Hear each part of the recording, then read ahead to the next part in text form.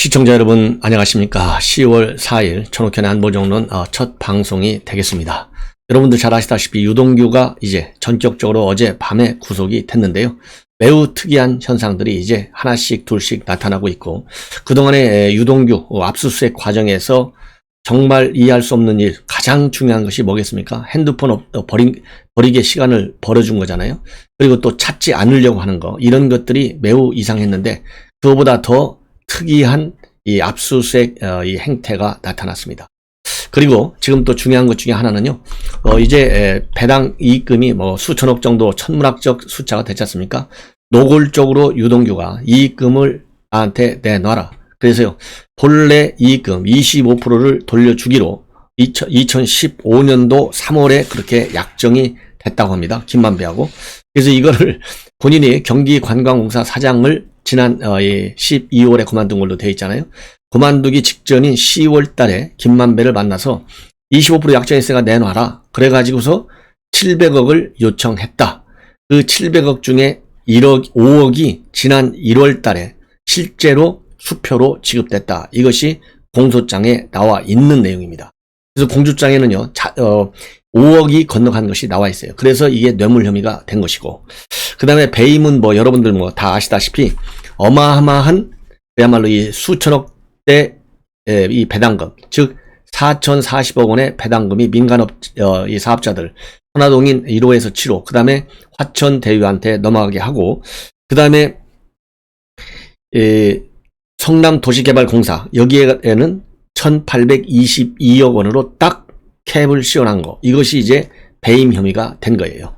자, 그래서요, 지금 이제 오늘 추가적으로 보도 나오는 걸 보면 그동안에도 우리가 예상하고 또 문제점으로 지적했던 대로 기획 단계에서부터 철저하게 유동규가 이 민간 사업자들에게 독점적 수익이 돌아가도록 판을 짜놨다. 이것이 밝혀지고 있습니다. 자, 그래서 얼마나 이 치밀하게 이렇게 독점적으로 민간업자에게 이 상한가 없이 초과 수익이 다 흘러가게 짜놨는지, 그러면 짜놓은 것이 유동규가 당시에 기획본부장에 불과했는데요. 사장 직무대리. 이 선에서 혼자 했겠느냐? 그 뒤에 뒷배가 누구겠느냐? 여기에 이제 몸통 이재명이다. 이렇게 우리 야권에서는 다 보고 있는 거예요. 자, 그래서 이 내용을요, 어떻게 해서 25% 약정이 되고 그것이 어떤 과정으로 논의가 되고 합의가 되고 집행이 되는 과정에 있다가 딱 걸려 들은 거예요. 이거를 갖다가 집중적으로 이번 시간에 여러분들께 보도해 드리고요. 그 다음에 이제 구속영장에 청구된 핵심이 여러분들 잘 아시다시피 특정경제가중처벌법, 특경가법, 여기에 따른 배임 혐의하고요. 특가법에 따른 뇌물 혐의지 않습니까? 그래서 공소장에 어떻게 이것이 적시가 되어 있는지, 또 어떤 문제점이 있는지 말씀을 분석을 또 해 드리도록 하겠습니다. 그래서요, 지금 이제 맨 먼저 이상한 것 중에 오늘 이 시간에는요, 이상한 것들을 중심으로 말씀을 드릴게요. 문제점들. 그래서 검찰의 수사가 꼬리자르기다, 축소, 은폐다, 대충 넘어가려고 한다, 이런 의혹을 받지 않을 수가 없어요. 그러니까 한마디로 봐주기서 하는 거죠. 그래서 지금 이미 언론의 보도 내용을 보면 유동규하고 한두 사람만 집어넣고 마무리한다, 이런 각본이 짜여져 있다, 이렇게 지금 보도가 나오기 시작해요. 그런데 실제로 지금까지의 검찰 수사만 보더라도 이런 소문, 그리고 이 보도가 되는 한 줄 한 줄, 여기에 상당히 신뢰가 생길 수밖에 없는 그런 징후들이 나타나고 있어요. 자, 그러면 어떤 징후들이 있느냐? 먼저 이러한 징후가 이제 가장 핵심이기 때문에요. 더 이상한 징후는 바로 뭐냐? 민주당과 이재명이 캠프에서 일체 입장을 내지 않기로 정했다는 게 입장이라고 합니다. 이게 얼마나 기가 막힙니까? 자, 그래서 파이낸셜 뉴스에서 이재명 캠프 핵심 관계자하고 통화를 해서 확인해 봤어요. 그랬더니 유동규 구속에 대해서는 입장을 내지 않겠다. 왜냐하면 캠프 인사도 아니고 우리 쪽에서 굳이 입장을 낼 이유가 있느냐, 이렇게 밝히고 있고요. 민주당 측에서도 당에서 유동규하고 연관된 부분이 없기 때문에 입장을 내기가 애매하다, 이렇게 해서 대응하지 않는다라고 하는 방침이 공식 입장이라고 합니다. 한마디로 이 사람에 대해서 얘기하면 덕볼 게 없잖아요. 손해보잖아요. 그러니까 검찰에서는 한두 명 정도로 구속하고 끌어버린다, 딱 더 이상 확대하지 않는다, 이런 방침이 내부적으로 서 있다라는 지금 보도가 나오고 있지 않습니까? 그러니까 당하고 이 정부에서도 여권에서도 굳이 입장을 안 내는 거예요. 그래서 빨리 이 불을 끄는 거가 수사의 최고 목표예요. 그러니까 수사는 왜 하는 겁니까? 의혹을 파헤치는데 수사의 목표가 있잖아요. 그런데 그게 아니고 노 의혹은 이미 나와 있는 것 중에서 적당히 끝내버리는 거예요. 확산하지 않는 거, 덮어버리는데 목표가 있어요. 그래서 우리 야권에 있는 국민과 언론에서 제기하는 국민의 알 권리 차원에서 필요한 이런 수사는 안 하는 거예요. 이러니까 어떻게 해야 되겠어요? 우리가 정권 심판해야 되겠죠. 특히 어제 밤에도 제가 말씀을 드렸지만은 지금 현재 여론조사 이 사건이 본격적으로 확산이 되고 그리고 지금 현재 10월 확산되고 있는 이 시점, 그러니까 우리 국민들이 이제 모르는 사람이 없지 않습니까? 10월 1일하고 10월 2일 날 뉴데일리하고 시사경남이 의뢰해서 PNR에 이 여론조사를 했는데요. 이걸 보면요, 특검으로 가야 된다가 63.9%예요. 특검을 가자. 그러니까 거의 64%. 이거는 지난달에 61.3%에서 한 3% 정도가 올라간 거예요. 그리고 특검은 필요 없다는 26.5%밖에 되지 않아요. 그리고 이 특검을 가야 된다라고 하는 것이 우리 야권에 있어서는 더 압도적이에요. 그러면은 야권이든 여권이든 반 이상이 넘잖아요. 64%. 그래서 제가 어제 밤에도 말씀을 드렸지만은 국민의 주권자, 국민의 명령, 이걸 잘 존중하겠다. 이재명이가 그렇게 했어요. 지금 국민의 명령은 특검을 하라는 거예요. 근데 이걸 안 하겠다. 더군다나 안 하는 것도 우리가 이해할 수 없지만은 아무런 입장, 아니 당하고 그 다음에 이재명 캠프하고 관계가 있느냐 없느냐가 여기 입장을 내냐 않느냐의 변수가 될 수가 있습니까? 국정 전반을 지금 현재 이 대장동 사태가 블랙홀이잖아요. 저도 이것밖에는 뉴스를 거의 잘 안 하지 않습니까? 다른 거는 별도로 잘 안 해요. 예. 그런데 그 정도로 블랙홀이고 그야말로 이 대한민국의 조국 사태 이후에 최대한의 이 법치 농단 사건, 신국정농단 사건인데 국가 운영에, 국가 경영에, 그리고 이 전국 운영에 이렇게까지 큰 영향을 주는 사건이고, 앞에서 말씀드린 대로 국민의 64% 정도가 특검으로 가야 된다라고 하는데, 이 정도가 되면 정치의 본질이 뭡니까? 국민 갈등 이슈를 풀어주고 국민들의 이 알거리도 충족시켜주고 여기에 정치의 ABC가 있는 거 아니겠어요? 주권자가 명령하는 거잖아요. 이거 빨리 파헤치라고. 그런데 유동규라고 하는 사람 한 사람만 캠프와 관련되어 있다 없다. 그리고 유동규가 명시적으로 캠프와 몸이 가 있지는 않는다 하더라도 이재명과 측근 중에 측근인 것이 맞다라고 하는 것은 이미 이제 개가 따가울 정도로 여러분들 다 아시지 않습니까?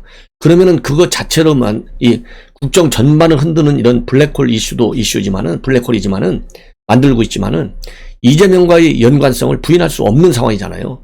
당연히 입장을 내야죠. 입장을 내지 않는 이 상황에서 입장을 내도록 압박을 우리가 가야 되는 거예요. 당연히 이제 우리 국민의힘에서는요, 뭐라고 어제 구두 논평을 냈는데, 유동규가 이제 구속됐으니까 이재명이는 어떤 교묘한 언변으로도 발을 뺄 수 없을 것이다. 이렇게 밝히고 있어요. 왜냐? 가장 중요한 것이 지난 9월 14일 날, 그러니까 사건이 9월 13일경부터 완전히 이제 딱 밝혀졌거든요. 그러니까 바로 그 다음날 자랑스럽게 이 대장동 사건의 설계자는 내가 한 것이고 유동규는 실무자였다. 본인 입으로 얘기했잖아요. 그러니까 이 국민의힘에서도 유동규는 이재명이하고 사업 공동체임이 드러났다 이거예요. 자, 그래서 이제 관심은 뭐냐? 이재명이가 본선에서 과연 어느 정도로 버텨낼 것이냐, 이게 관심인데요. 지금 이낙연 측에서는 이거 버티기 어렵다. 예, 진실을 숨기기 어려울 것이다 라고 얘기하고 있고, 저도 그래서 이거를 진실을 숨기지 않게 하려면은 이 관련 내용을 아시는 여러분들께서 많은 분들이 제보를 절대적으로 우리 국민의힘과 그리고 신뢰할 수 있는 언론사에 제보를 하는 길밖에 없다. 이렇게 저는 판단이 됩니다. 왜냐하면 검찰은 이미 여러 번 말씀드린 대로 길목에 조국, 추미애, 박범계 라인들이 꽉 차 있잖아요. 이것도 여러분들 귀에 따갑게 제가 말씀을 드렸기 때문에 이 자리는 생략하겠어요. 그래서 지금 이제 그러면 지금까지 뭘 어떻게 수사를 해왔느냐. 자, 6월 29일 날 압수수색을 해서 6월 13일 날 처음 이제 언론에 보도되기 시작해서 6월 29일 날 압수수색을 했어요. 근데 압수수색 과정에서도 어떤 문제가 있느냐? 핸드폰을 놓쳤어요. 핸드폰을 그리고 또 찾으려고 달려들지도 않아. 핸드폰이 둘인데 또 둘 플러스 알파일 수도 있죠. 이번에 창밖으로 던졌다라고 하는 핸드폰이 이번에 새로 산 핸드폰이라는 거예요. 그러면 왜 샀느냐? 하도 전화가 많이 와서 귀찮아서 전화 안 받으려고 새로 샀다는 거예요. 예. 그래서 이걸 집어 던졌어. 그럼 옛날 핸드폰은 어디가 있느냐? 지금 유동규의 집에 지인이 보관하고 있다는 거예요. 이 지인은 누구냐? 전화 사업자라는 거예요. 근데 지인이 누구냐고 물어보니까 검찰에서는 밝히지 않았다는 거예요. 밝히지 않으니까 검사는 수사를 안 한다는 거예요. 이게 대한민국의 검찰 맞아요? 아니, 발표를 안 하더라도 입을 열게 하는 게 검찰의 수사 역량이고 수사 의지잖아요. 그러니까 수사할 의지가 전혀 없는 거예요. 예. 그래서 문제고, 또 압수수색할 때 어떤 문제가 있었냐? 아까 초인종을 딱 누르면은 수사관들하고 검사가 일제히 들어가서 압수수색 영장을 제시하고 자기네들 신분을 딱 밝히고 그리고 변호인 입회하에 압수수색을 해야 될 거 아니겠어요? 그런데 이렇게 일시에 그러니까 기습 압수수색이 아니고요. 여러 명이 갔을 거 아니겠어요? 근데 딱 검사 한 명만 먼저 오피스텔 안으로 들어갔다는 거예요. 이 오피스텔도 웃기는 거예요. 압수수색하기 일주일 전에 급히 얻었어요. 1,000만원 보증금에 50만원 월세. 그러면은 이 압수수색 한다는 정보가 샜을 가능성도 크다는 거예요. 그러니까 도시개발공사 직원들은 그 전날, 압수수색하기 전날 밤늦게까지 사무실에서 대기했다는 거예요. 압수수색 올까 봐서. 이거 다 센 거죠. 그리고 유원홀딩스 완전히 아예 텅 비워놨다는 거 아니에요. 그러니까 압수수색 정보가 샜을 가능성이 굉장히 많아요. 이거는 박원순이가 말이죠. 이 신고가 들어가가지고 수사할지 모른다. 이 수사 정보를 유출해가지고 결국 극단 선택한 것처럼 기회를 도망갈 수 있는 기회를 준 것처럼 이 압수수색 정보가 미리 그래서 그것도 수사해야 되는데 수사하는데 뭐 어영부영 넘어갔잖아요. 다. 이번 이 유동규 압수수색 과정에서도요. 압수수색 정보가 어디로 어떻게 샜는지. 그래서 유원홀딩스로 비어있고 성남도시개발공사 직원들은 거의 자정까지 오밤중까지 사무실을 지키고 기다리고 있었고 그리고 유동규는 미리 전화번호를 싹 다 전화를 바꿔서 집어 던지고 옛날 전화는 감추고 이런 작업들이 이루어졌다는 거 하나. 그 다음에는 검사가 왜 혼자 들어갔나 이거예요. 그러면 이 검사가 혼자 들어가는 것은 통상적으로 이런 예는 있을 수가 없다는 거예요. 그러면 누구의 지침을 받고 이 검사가 혼자 들어가서 그것도 뭐 1, 20분 얘기한 게 아니라요. 2-3시간가량을 둘이서 딱 단독 면담을 했다고 합니다. 그래서 이거는 누가 시켜서 누구 지침을 받고 혼자 들어갔는지. 왜냐면요. 부부장검사 울산시장 사위라는 거 아니에요? 그 다음에 부장검사 이정수 측근이라는 거 아니에요? 그 다음에 4차장 휘하에 수사를 지휘하고 있는 김태훈 검사. 이건 누굽니까? 바로 윤석열 총장 징계 실무 책임자였잖아요. 과장, 검찰과장. 네, 법무부에서. 이런 사람들이 앉아있으니까 신뢰할 수 없다 그랬는데 정말 신뢰할 수 없는 것이 이게 되는 거예요. 자, 그러면은 전화를 딱 던지면 말이죠. 이 구조가 어떻게 되어 있냐면은 오피스텔에 이 창문이 2개가 있다는 거예요. 그래서 한쪽 창문에서 던지면 1층 도로로 떨어지는데 이 도로로 던져지면 반드시 방범 카메라에 찍혀야 되잖아요. 방범 카메라에 안 찍힌다는 거예요. 없다는 거예요. 그러면 다른 쪽 창문을 던지면은 같은 건물 5층 테라스로 떨어지게 돼 있대요. 근데 5층 테라스는 반드시 5층에 있는 피부과를 통해서만이 출입이 가능한데 이런 것들을 당시 압수수색한 사람들한테 다 얘기해 줬는데도 아무도 이거를 확인하지 않고서 그냥 사라졌다는 거예요. 이게 얼마나 큰 문제가 되느냐. 예. 그 다음에는요. 그 다음에 더 중요한 것은 지금 이제 성남시 이 정진상 그런 게 성남 라인들에 대한 수사가 전혀 이루어지지 않고 있어요. 성남 라인 핵심이 뭡니까? 유동규, 그 다음에 정진상, 그 다음에 김남준, 김용 이런 사람들이잖아요. 정진상, 김남준, 김용 이런 사람들이 성남 라인의 핵심이에요. 전부 이재명의 측근 중에 측근들이에요. 정진상이는 그 당시 정책비서관을 하고 있었고 김남준이는 지금 이 대변인을 하고 있고 김용은 총괄본부장을 하고 있어요. 전부 이 정진상이는 브레인, 그리고 김남준이는 입, 김용은 이 기획통으로 지금 알려지고 있어요. 김용. 자, 그래서 이러한 사람들에 대해서도 수사가 이루어져야 되는데 전혀 이루어지지 않고 있고 그리고 성남시에 대한 압수수색도 필요한데 성남시에 대한 압수수색이 여태까지 안 이루어지고 있다. 이걸 보면 증거인멸의 시간을 주는 것이 아니냐 일부러 이런 의혹을 받는다는 것이죠. 그래서 성남시청 압수수색 안 하고 있고 그 다음에 이 성남라인 3인방에 대한 수사도 안 하고 있고 그리고 이런 것도 문제고요. 그 다음에는 이 남욱 도망가게 놔뒀고 그렇죠? 그 다음에 핸드폰도 못 찾고 있고 이 정민용에 대해서는 그야말로 이 참고인 조사를 했죠. 참고인이 아니고 이제 피의자로 조사를 빨리 해야 되는데 이것도 지금 어떻게 돌아가고 있는지 알 수가 없어요. 그리고 지금 현재 문제가 되는 것은 정영학이 녹취록을 줬고 조사를 받았다까지 나와 있는데요. 전혀 지금 어디에 있는지도 지금 나타나지 않고 있어요. 예. 그리고 더 중요한 의혹은 바로 뭐냐? 김만배가 이번에 사태의 핵심 고리를 가지고 있잖아요. 그런데 김만배에 대해서 현재 압수수색도 안 하고 있고 소환도 안 하고 있어요. 검찰에서는. 참고인 소환이라도 해야 될까? 아니에요. 그래서 이러한 의혹들이 계속 꼬리를 문다 이거죠. 예. 그래서 신뢰할 수 없다. 이렇게 결론이 나는 거예요. 예. 자, 그러면 언제 어떻게 해서 이 700억이 얘기가 나오고 지금 공소장에는요, 구속영장에는 이 8억 뇌물이 딱 나와 있느냐, 이거를 제가 말씀을 드리겠습니다. 지금 이제 배임 혐의가 하나 있고 뇌물 혐의가 있어요. 그런데 지금 먼저 뇌물을 말씀드리면 뇌물이 700억이 얘기가 나왔어요. 그러면 이 700억이 어디서부터 나왔느냐? 바로 2015년도 3월로 거슬러 올라갑니다. 2015년도 3월 달에 말이죠. 이 김만배가 개발 이익의 25%를 넘겨주겠다. 이렇게 유동규하고 약속을 했다. 되어 있습니다. 특혜를 제공하기로 약속을 했어요. 그래서 약속을 하니까 이제 그래서 기획 단계에서부터 철저히 민간업자에게 다 이 이익이 독식되도록 짜게 된 거예요. 그래서 짜게 될 때 우선 사람을 믿어야 되잖아요. 그래서 본래는 이런 개발 사업은 어디서 하느냐? 이 도시개발공사의 개발사업본부에서 하게 돼 있는데요. 개발사업본부 말을 안 들으니까 어디로 넘겼느냐? 기획본부장 산하에요. 전략사업실을 신편했어요. 전략사업실을 신편해가지고 전략사업실에 누구를 갖다 앉혔느냐? 바로 정민용이를 전략투자팀장으로 앉혔어요. 정민용이는 여러분들 아시다시피 정영학 회계사가 말하자면 이 도시개발공사 들어가라 해서 앉힌 사람이고, 그래서 이 정민용이가 또 본인이 기획하고 본인이 심사위원이 되는 거예요. 그러니까 화천대유가 들어가 있는 성남의 뜰이 되는 거예요. 하나은행이나 메리츠 아예 쳐다보지도 않는 거예요.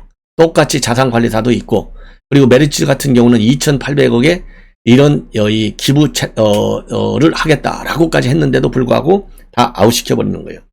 그 다음에는 전략사업실장에 누구를 앉히냐면 김민정 회계사를 앉혀요. 김민정 회계사는 정용학이하고 같은 회계 법인에서 일을 한 사람이에요. 그래서 남웅하고 이 정영학이가 핵심 주범 중에 주범이라 이렇게 의혹을 받는 이유가 바로 이런 데 있는 거예요. 그래서 이렇게 전략사업팀장 부장하고 실장하고 그 다음에 전략투자팀장 이 두 사람을 딱 자기 입맛에 맞는 사람을 앉혀놓고 이 두 사람을 갖다가 심사위원으로 시키는 겁니다. 그러니까 700억을 받으려고요. 그야말로 이 딱 입막음 하려고 이 계획서부터 이렇게 철저하게 하는 거예요. 그래서 700억 얘기가 나오는 겁니다. 예, 700억. 그래서 이제 그때 개발이익의 25%를 주기로 딱 한 거예요. 자, 그런데 개발이익이 어떻게 되느냐? 개발이익이 말이죠. 그러니까 이 화천대유하고 천화동인 1호에서 7호까지 벌어진 돈 딱 절반이 7억이라고 합니다. 이게 한 1,400억 정도 된다는 거예요. 네, 화천대유, 그 다음에 천화동인 1호에서 7호까지 들어가 이 배당 이익들을 쭉 합치면 한 1,400억 정도, 이 김만배가 가지고 있는 돈이 번 돈이 1,400 정도가 되는데 그 중에서 700억이 나온다는 거예요. 네. 25% 절반이 아니라 25%요. 25%만 딱 나누면 그게 700억이 된다는 것이죠. 그래서 이 700억을 줄 수 있느냐? 달라. 이렇게 하러 지난 10월 달에 김만배를 만났다는 겁니다.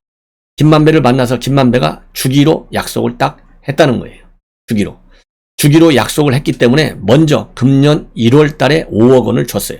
이 5억 원이 이번에 구속영장에 딱 명시가 되어 있어요. 5억 원. 그런데 이 5억 원과 관련해서 김만배는 오리발이에요. 그거 왜 어떻게 내 이름으로 된 수표가 거길 가 있지? 나는 전혀 모르는데. 그러면서도요, 불법은 없다. 이렇게 밝히고 있어요. 그리고 유동규는 700억 수익이라고 하는 것은 농담으로 한 것이고 절대로 받은 적도 없고 약속한 적도 없고 논의한 적도 없다. 철저하게 부인을 하고 있는 상황이에요.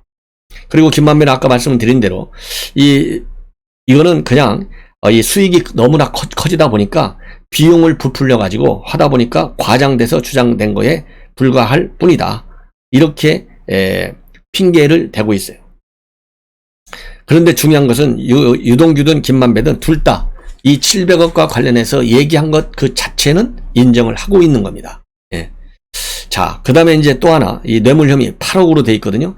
나머지 3억은 어디서 이 뇌물이 나왔느냐? 바로 우이대에서 나왔어요. 우이대 사업에서 이 3억이 나온 겁니다. 우이대 사업에서. 이게 그러니까요. 자, 이게 복마전이에요. 복마전. 우이대 사업에서 나왔어요. 그래서 우이대 사업은 그러면 누가 했느냐? 우이대 사업. 이게 정재창이라는 사람이 얘기를 했어요. 정재창. 그러면 정재창이는 누구냐? 정재창이는요, 정용학이하고 대장동 맨 초기 개발할 때 이 자산관리사 공동 대표를 한 사람이에요. 그리고 이 정재창이가 대주주인데 거기에는 또 남욱 변호사의 부인도 이사로 또 들어가 있다고 그래요. 이 사람들이 말하자면 대장동 이 수익 구조를 우이대에서 한번 시험한 거예요. 거기서 그래서 1억을 또 3억을 받아냈어요. 바로 이 정재창이한테. 이것이 총 5억 플러스 3억 해서 8억짜리 말하자면 뇌물 혐의가 이 공소장에 구속영장에 명시가 된 겁니다. 예. 여러분들 뭐 이제 조금 시원하게 아시겠죠? 그래서 이 700억 약정, 그 다음에 뇌물 8억이 명시가 되게 된 것이 바로 이러한 경위로 인해서 명시가 됐다. 예, 명시가 됐다. 자, 그리고 이제 배임 혐의는 이미 뭐 말씀을 드린 대로 배임 혐의는 지금 어떻게 되는 겁니까? 이 액수가 말이죠. 액수가 뭐 하도 이 수천억짜리 액수가 돼가지고 그러니까요. 이 액수를 보면 구체적으로 보면 성남도시개발공사에 왜 배임이 들어갔냐면 1822억으로만 딱 한 개를 두어놨어요. 1822억으로만. 그리고 나머지 4040억을 민간회사 화천대유하고 그 다음에는 천화동인 1호에서 7호까지로 4040억이 넘어가게 만들었어요. 그러니까 그만큼 누가 손해를 봤어요? 바로 성남도시개발공사 공공기관이 손해를 봤잖아요. 그래서 배임 혐의가 들어간 거예요. 배임 혐의가.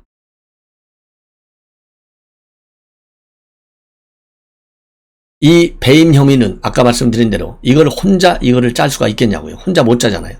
그러면 그 윗선을 수사해야 되는데 윗선에 바로 누가 있느냐?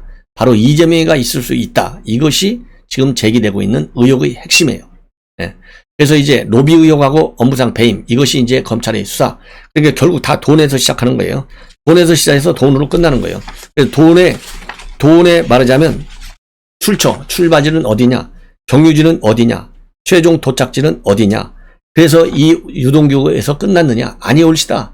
그 윗선에 누가 있느냐? 그리고 그 옆에 아래에는 또 누가 있겠느냐? 이것이 전부 의혹의 대상인 겁니다. 그래서 이 윗선에 바로 이재명이가 있는 것 아니냐? 이런 지금 의혹이 생기는 거예요. 그래서 이재명이가 몸통이다. 이런 비판을 받는 거예요. 그래서 로비 의혹, 유동규 700억 수입 배분 의혹을 이제 규명하는 것이고, 그 다음에 유동규 외에 정관계 추가 로비 대상자를 추적하고, 그 다음에 화천대유와 천화동인 자금 전방의 계좌를 추적해야 돼요. 로비 의혹을 따지려면. 그리고 업무상 배임을 따지려면은 성남시 결제 라인을 조사해야 돼. 당연하잖아요. 더군다나 이재명이가 뭐라고 그랬어요? 그거 내가 다 설계했다고 돼 있지 않습니까? 이 대목에 업무상 배임 혐의가 있는 거예요. 그럼에도 불구하고 말을 안 하는 거. 이거가 이제 문제다. 그리고 이제 마지막으로 또 의문 더 여러분께 말씀을 드리면 83억을 안고 가라. 아주 중요한 이 녹취 내용입니다. 왜냐면요, 이게 지난 총선 때 4월 달에 FIU가 수상한 자금의 흐름 경찰에서 수사하라 넘겨줬잖아요. 여기에 녹취록에 그렇게 됐는데 지금 녹취록에도 83억 원이 지금 행방이 불명해요. 83억. 그래서 이거를 갖다가 자기네들끼리 이 화천대유 핵심 관계 인사들끼리 상의해요. 야, 83억 네가 책임져. 대신에 그러면 나중에 법원에서 재판이 있어갖고 유죄가 판결되고 그 다음에 벌과금이 나오고 추징금이 나오면 대신에 다 갚아줄게. 얼마로? 200억을 줄게. 그래서 가족들이 다 먹고 사는데 아무 지장 없이 해줄게. 84억 너 혼자 안고 가. 횡령 혐의로. 이렇게 상의한 내용이 들어가 있어요. 이 83억 원이 이상한 자금이 흐르네요. 이거를 중앙일보가 단독으로 보도하고 있어요. 그래서 중앙일보가요, 이 당사자들, 화천대유 핵심 인사들한테 물어보려고 전화를 했더니 안 받아요. 예, 그러면 이거 뭐 인정하는 거나 마찬가지 아니겠습니까? 이 내용은요, 국민의힘에 제보된 내용입니다. 자, 그래서 말씀을 드린 대로 지금 83억 원이 결국은 그러면 아무리 계산해봐도 473억 원이 지금 없어졌잖아요. 근데 이거를 쫙 맞추는데 수사를 받아야 되니까 83억이 맞춰지지를 않는 거예요. 이 돈이 83억이 모자라. 그러니까 200억 줄 테니까 이거 내가 횡령하고 술 먹고 노름하고 다 이래서 다 없어졌다고 해라. 이런 거예요, 지금. 용처를 숨기려고 하는 거. 이것이 바로 대장동 특혜 의혹을 풀 수 있는 또 하나의 열쇠가 될 수 있다. 이렇게 판단할 수 있는 대목입니다. 예. 그래서 이 83억 원이 어디로 갔겠어요? 정관계 로비 자금, 또 이 초호화, 이 법률 고문단들, 그런 데로 갔지 않았겠어요? 당연히. 그 다음에는 이제 도시개발공사 유동규라든가 이런 사람한테 갔을 가능성이 많은 것이죠. 그래서 이것이 또 핵폭탄, 핵뇌관이 된다. 이렇게 저는 주장을 합니다. 자, 시청자 여러분, 이렇게 해서요, 오늘 오전에 나온 뉴스 중에 맨 먼저 아실 부분을 먼저 말씀드렸고요. 이후 방송을 통해서는 또 추가적인 또 뉴스들도 많아요. 이 대장동이 말씀을 드린 대로 블랙홀이잖아요. 그래서 이 뉴스를 빼놓으면요, 지금 전국 이해하는데 전혀 이해할 수가 없어요. 그래서 이 내용을 직접적으로 계속 여러분들께 정확하게 팩트를 가지고 분석해 드리겠습니다. 우리 시청자 여러분들께서 전옥현의 안보정론, 이 정확한 정론 방송입니다. 좌우 흔들리지 않고요, 나라를 살리는 방송이 되도록, 그리고 정권 교체에 도움이 되는 방송이 되도록 제가 노력하고 있습니다. 그래서 주변 분들에게요, 많이 권유 좀 해주시고, 그리고 또 좋아요도 가끔 한 번씩 눌러주시면 좋을 것 같습니다. 감사합니다.